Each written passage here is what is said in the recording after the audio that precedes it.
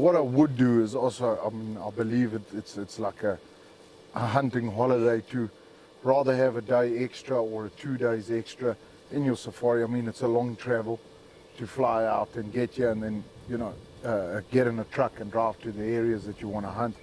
I mean, I always say 7 to 9 days would be good, especially if you're coming with your spouse.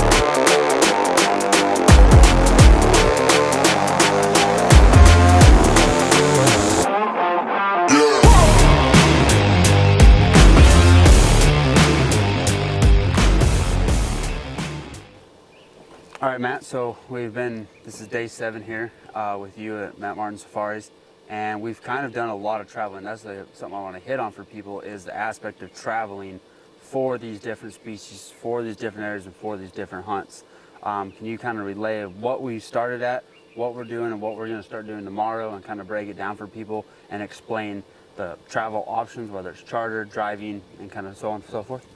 Yeah, so I mean, basically it's you know, obviously your first point of entrance here, for us, the areas that we hunted in Mpumalanga and KwaZulu Natal, where we are now. We started our hunting in Mpumalanga. You generally pick up at the airport, which is in Johannesburg, then you've got to transfer to your hunting area, depending on what species you want to collect. I mean, we started with some nighttime species.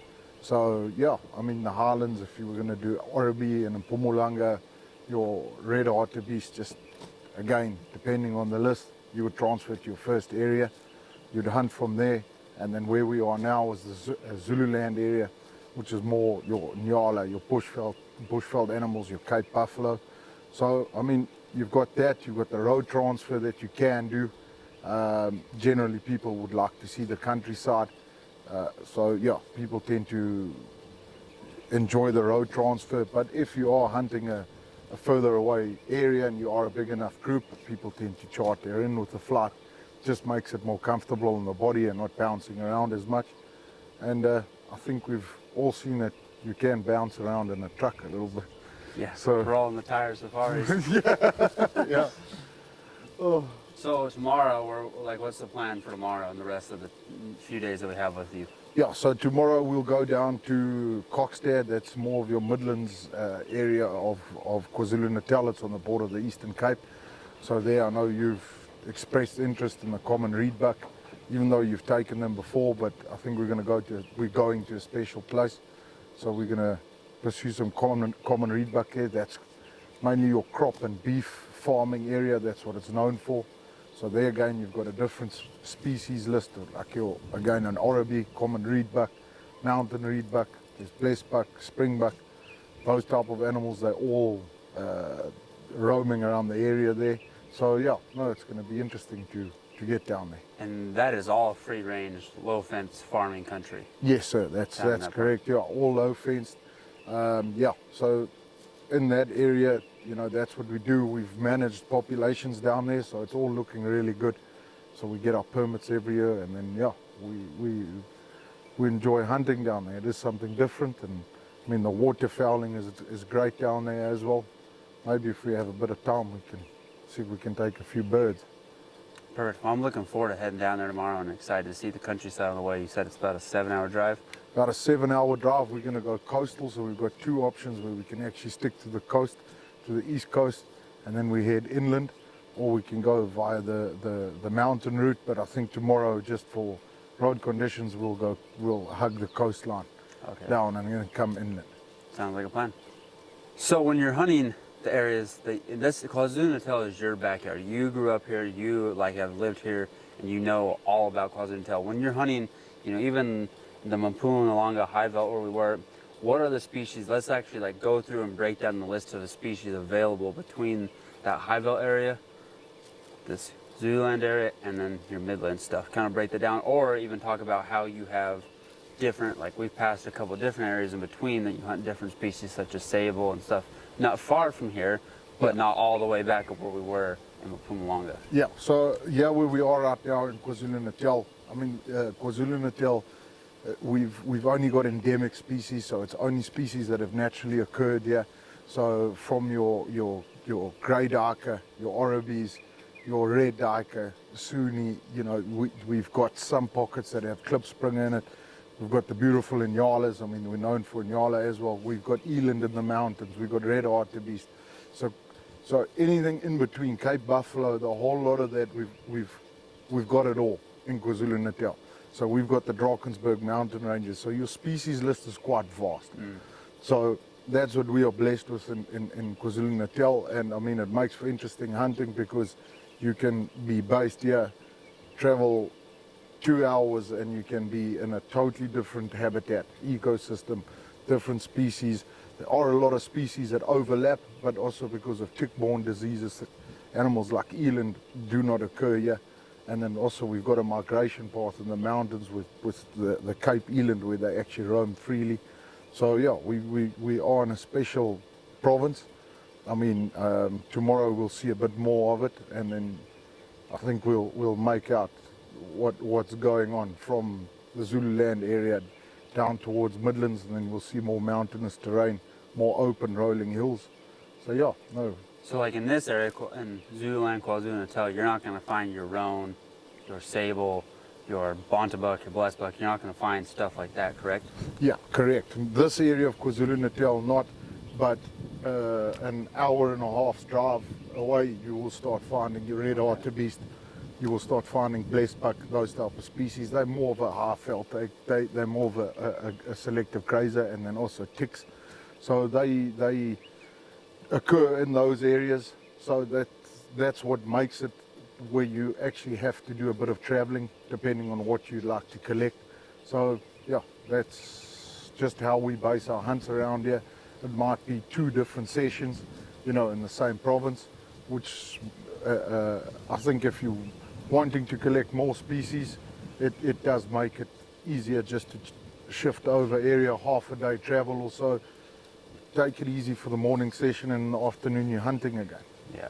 And so like even on this particular property that we're on right now, what's all available here? I know we've seen red duiker, Nyala, Impala, like what all is available here? Because it's thick. We didn't spend a lot of time actually hunting this place. Yeah. Because we've been bouncing around a little bit. But what all do you offer on just this property alone? Yeah, so as you mentioned there, that way someone doesn't have to, like if they don't want to go travel there, or they want to stay in at least, you know, this spot or maybe 10 minutes down the road or whatever, what can they hunt here?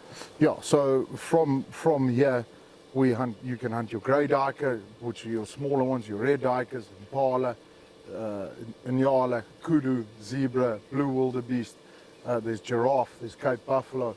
So those are just to mention a few of them. But yeah, you can hunt that. Your hippos in KZN, not too far from here. There's crocodiles available. So yes, everything that you can base around here, you can do that type of hunting. So if someone didn't want to travel an hour like we've been doing the last few days, they don't have to. They can stay here and maybe go a little closer to get a few other species. But this place offers a pretty wide variety, especially for like the first time safari goer. Because I think we even saw wildebeest here, yes. Zebra. Like, yeah. I mean, there's all sorts of different species just on this property to begin with. Yes. So that is the thing. So, you know, guys will base a hunt around what they want. Sometimes it's keep it open to suggestion. You know, if there's 5 of the species that occur here, and let's say like there's other species that don't occur in the list will actually offer a different species or 2. And just see if we can make that up as we go. It's that, or we in Mpumalanga, especially if it's like a sable or so, that we'll be hunting over there, and then we'll transfer down to this area and continue with the hunt. 10-4. So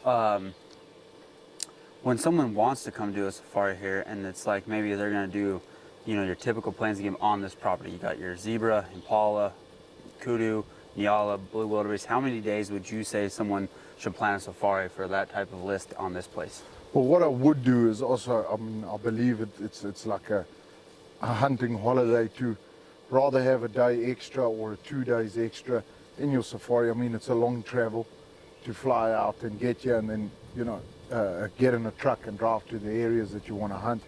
I mean, I always say 7 to 9 days would be good, especially if you're coming with your spouse. Just take it easy, relax. You know, that's the main thing. The hunting comes, the animals come. So it's also to be selective of your trophies. You know, you don't want to push it as hard as you can to collect as much as you can in a short period of time. You know, we all know our time is limited nowadays, but I think if you take the extra day or two, you will appreciate it, especially with the traveling that you've just done and you're still going to do to get back home. Yeah, and speaking of like bringing a spouse or even children, I mean, there's a swimming pool right here for kids and wives to chill by. What activities are there for them to do? Because I mean, there's a lot of reserves right here, but what is there something for the non-hunter to go do during the day, or for the family to do during those 2 extra days or whatever? What's the options that are close by? Yeah, well, look, the thing is you can get massages just down the road. There's a beautiful lake. You can go tiger fishing. So I mean, there's those type of options. There's big five in the area. There's elephants. There's lions. I mean, we've seen a leopard while we were hunting during daytime. I mean, there's all those type of things that you can do if you'd like to do that. That's always an option. But the tiger fish fishing is really a good option. I mean, you're on the water. It's a break of pace from your hunting. I mean, you sit there. You can have your massages. So whoever wants to go fishing can go fishing. Whoever wants to be pampered can be pampered. So it is a nice break of pace during a hunt. Yeah, that's a great way of putting it, breaking the pace. And then I know we touched on, like, we've talked about rifles and stuff between me and you. I brought my own. You have some that clients can use if they don't want to fly with some. Let's kind of talk a little bit about caliber choices. Like, what would you recommend if someone wants to bring their own rifle? What kind of caliber would you recommend for that list of plains game that I listed off between kudu, zebra, blue wildebeest? What would you recommend a client bringing for that type of particular hunt? Well, the thing is we like any 3.0 caliber, so anything your 308, 30-06, 300 Win Mag, even in your 7mm Rem Mags, any of those calibers are for this type of hunting. I mean, you don't need more. But it's just because your shooting and bullet weight is obviously a little bit heavier in those calibers. It is you might have to take a shot where you might have to thread the bullet through some brush. So you need a little bit of extra bullet, but then again, you get where it's a little bit more open country. You might have a 300-400 yard shot. That is at max, yeah. But I mean, you just heavy bullet, and that's what you do. But then obviously for dangerous game, your 375 H&H. If you're going to be taking a giraffe, you know, and that might also be a good option. But if you're going to do a Cape Buffalo, and that's on your list, and you don't want to travel with 2 rifles, we always have one in camp available that they can use. So yeah, they all got good optics on them. We use good bullets when we're hunting dangerous game or any game, and yeah, that's how we do it. But also, if you don't want to travel with rifles, you can always hire guns out here, because everybody wants to make the travel more convenient, and they find traveling with firearms is less convenient. But if you're using a clearing agent as you did with your firearms, I mean, it's a breeze.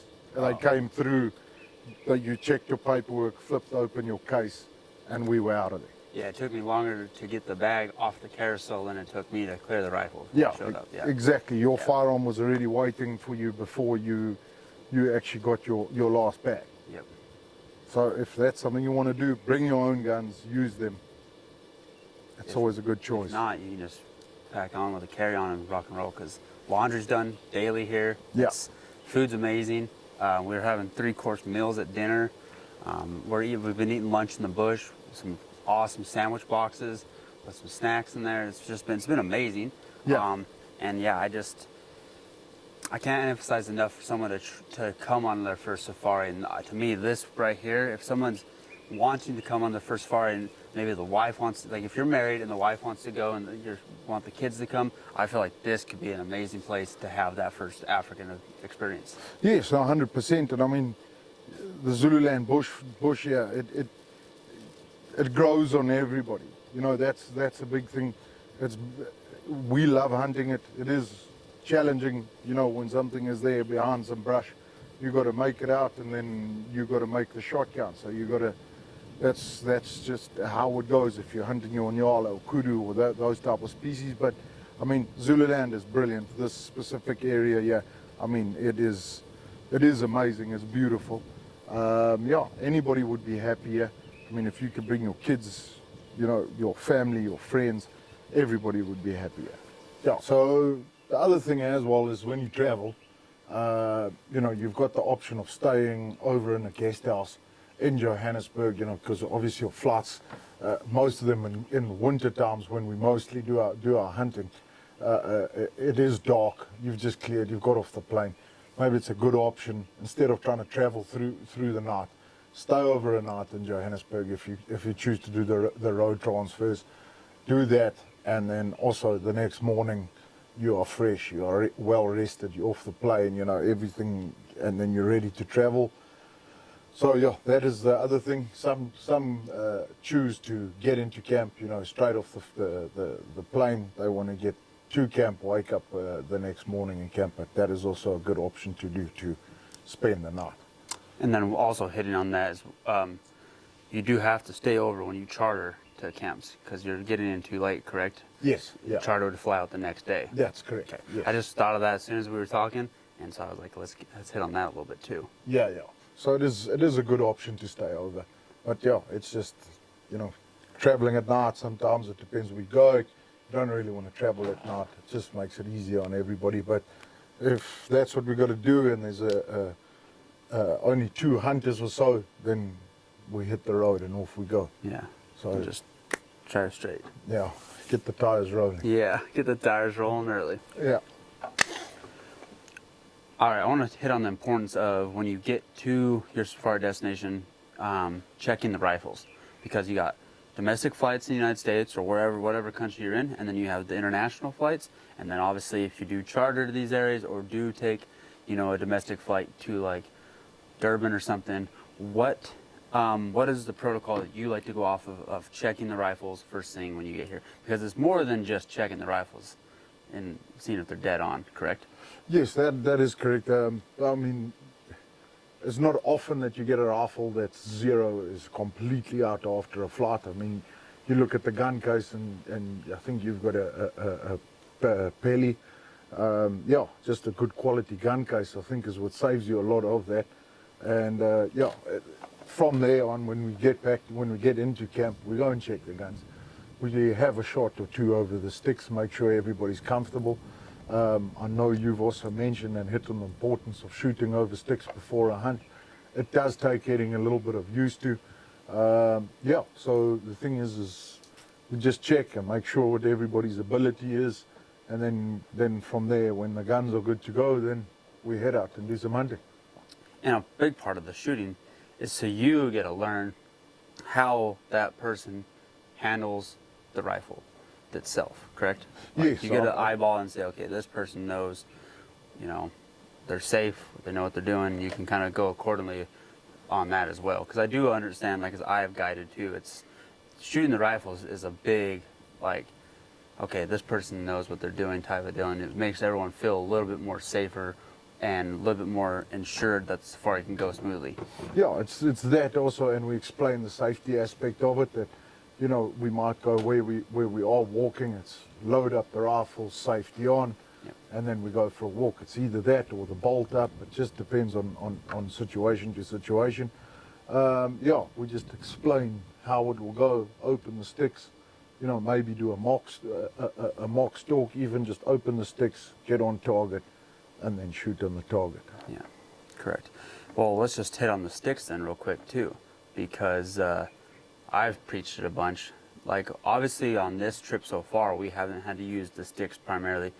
because of the certain different things we were doing. We were set up a little bit different, but on your normal first plains game safari, to me, you're going to be using sticks for 99.9% of it all, correct? That's correct, yeah. I mean, it's going to be, all of it will be over sticks unless if we get into where there's a situation where we're in thick brush and you can just lean up against the tree. It's that, or you give a shoulder and you cover your ear so it's closer shooting. That's what we do with the sticks. We also use a double point stick. I think we'll actually see more of that now in the next area that we're going to. It just makes it a little bit more steady. So yeah, I mean, shooting over sticks, you need to do it before you come out to Africa to do a hunt. Yeah, just because it helps you. If you buy a set of sticks in the States, whether it's, you know, wooden ones or whatever it is, you can learn how to adjust them yourself on the fly and get position, because it does, the first few times you put the gun on the sticks, you're like, what the heck am I doing? You know, it's a difficult thing, so it's great to be able to get a set of sticks and practice putting the gun on there, doing minute adjustments, and being able to find your target on the sticks. That way when you come to Africa, you're ready to rock and roll, and it's not too big of a change, even if the sticks are a little bit different from outfitter to outfitter. Yes, that's correct. And I mean, with that, I don't think be hard on yourself in the beginning when you do start shooting on it. Maybe start at 50 yards, maybe try and hit an A4 piece of paper, you know, from there, get off, reload the gun, shoot again. That's just repetitiveness, and then go back to 100 yards, 150, 200 yards, and that's what you'll need. Yeah. Well, we'll hit on this too while we're on the subject, because you keep bringing up these great points.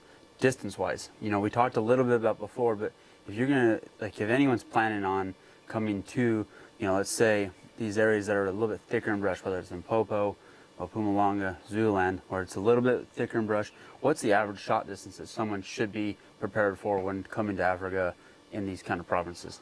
Well, it's anything from 80, well, even closer than that. I would say our average shot, it's bang on 100 yards or so, but anything from 50 to 250, you know, for this specific area.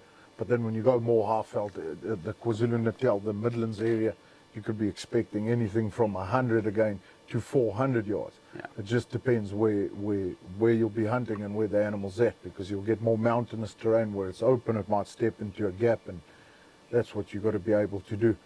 So yeah, that's more or less our shooting distances. Perfect. Well, let's enjoy some biltong, some chips, and some dried robos.